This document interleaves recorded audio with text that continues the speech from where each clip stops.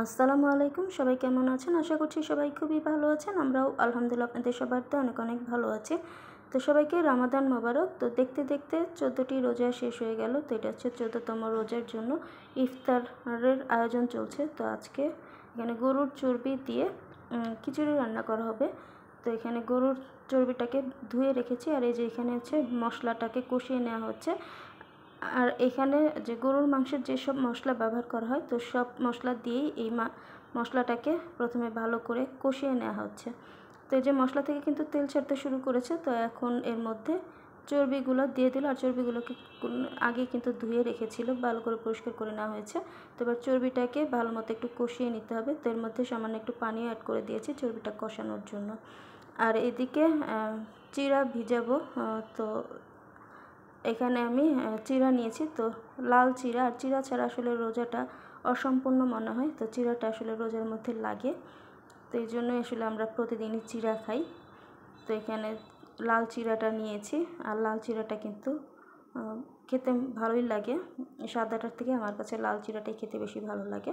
তো এই যে চিড়াটাকে প্রথমে ধুয়ে নিব। তো এই যে দেখুন, চিড়ার মধ্যে কিন্তু প্রচুর ময়লা। তো চিড়াটাকে আলতো হাতে যতক্ষণ পর্যন্ত পরিষ্কার পানি না আসবে ততক্ষণ পর্যন্ত চিড়াটাকে ধুয়ে নিয়েছি। তো এখন এই যে ফুটানো পানি দিয়ে চিড়াটাকে ভিজিয়ে রাখবো। ইফতারের আগে এটাকে মাখিয়ে নিব। আর এই যে এখানে খিচুড়ির জন্য ভাতের চাল নিয়েছি, আর এখানে মসুর ডাল নিয়েছি। সব মিলে এখানে 1.5 কাপের মতো, 1.5 পটের মতো আছে আর কি। 1 পট চাল আর 1/2 পটের মতো ডাল আছে। ডালটাকে ধুয়ে পানি ঝরিয়ে নিয়েছি। আর এখানে যে চর্বিটা কিন্তু ভালো মতো কষানো হয়ে গেছে। তো চর্বিটাকে আরেকটু কষিয়ে নিব, মানে তেলটা ছাড়া পর্যন্ত এটাকে কষিয়ে নিব। তো এই যে এখানে চর্বিটা কিন্তু কষানো হয়ে গেছে, তো তেল ছাড়তে শুরু করেছে। তো এখন এর মধ্যে চাল আর ডালটাকে দিয়ে দিলাম। এবার চাল আর ডালটাকে এই চর্বিটার সাথে ভালো করে কিছু সময় একটু কষিয়ে নিতে হবে। আর আজকে এই গরুর চর্বি দিয়ে খিচুড়িটা কিন্তু আমার আম্মুই রান্না করতেছে। তো এই যে এখানে চর্বিটার সাথে চাল ডালটাকে ভালো করে একটু ভেজে নিবে। তো যে ভাজার পরে এর মধ্যে পানি দিয়ে দিচ্ছে, আর যেহেতু এটা একটু লেটকা টাইপের খিচুড়ি হবে, তো এখানে পানির পরিমাণটা কিন্তু একটু বেশি করেই দিতে হবে। তো এখন এর মধ্যে যে কাঁচা মরিচ, পেঁয়াজ আর রসুন কুচি দিয়ে দিল। তো এবার আরেকটু পানি দিয়ে দিয়েছে, যেহেতু এটা লেটকা খিচুড়ি হবে, তো পানির পরিমাণটা কিন্তু একটু বেশি লাগে।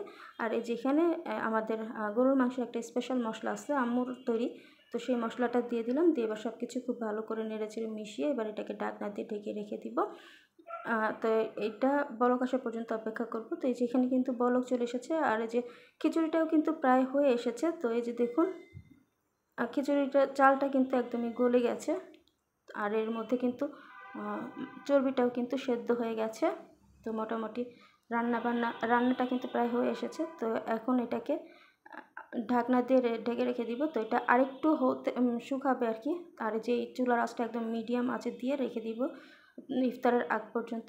তো আর এদিকে ইফতারটাও রেডি করে নিয়েছি, যেহেতু এখানে আজকে পাতলা খিচুড়ি খাবো, এই জন্য ইফতার অল্পই করেছি। তো এখানে দই চিড়া ছিল ইফতারে, আর এখানে হচ্ছে ছোলা বুট ছিল, এখানে একটা পেয়ারা কেটে নিয়েছিলাম, সাথে খেজুর ছিল, শসা ছিল, আর এখানে শরবত ছিল। তো এটা হচ্ছে তকমার দানা আর ইসুকুলের ভুসিতে শরবত, আর এই শরবতটা কিন্তু আমাদের স্বাস্থ্যের জন্য খুবই উপকারী। আর সাথে এখানে আনারসের জুস করেছিলাম। তো এই ছিল আমাদের 14তম রোজার ইফতারি, আলহামদুলিল্লাহ। তো ইফতারি করার পর এখন এই যে আম্মুর হাতের রান্না করা খিচুড়ি খাবো। আর এই চর্বি দিয়ে খিচুড়িটা খেতে কিন্তু খুবই মজা হয়েছিল, আলহামদুলিল্লাহ। তো আমার আম্মু যেভাবে রান্না করে, তো সেই রেসিপিটি আপনাদের সাথে শেয়ার করলাম। তো আসলে আমি এখানে কোনো রেসিপি আপনাদের শেখানোর জন্য দেই না।